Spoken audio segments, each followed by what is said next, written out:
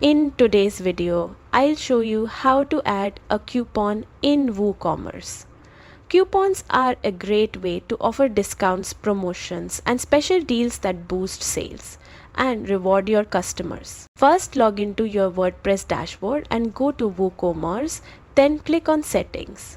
In the General tab, find the option that says Enable the use of coupon codes and make sure it's checked. This allows coupons to appear on the cart and checkout pages. Don't forget to save your changes to make sure the setting is active. Next, head over to the marketing section in your dashboard and click on coupons. Here, select the option to add a new coupon. Start by entering a coupon code that your customers will type in to get their discount, like Welcome 10.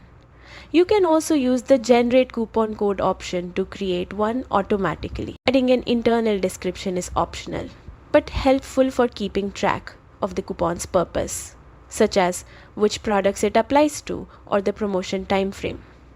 This makes managing multiple coupons much easier. And that's it. You've successfully enabled and created a coupon in WooCommerce. This simple tool not only helps your marketing but also gives customers an easy way to save and feel rewarded. Thanks for watching and happy selling.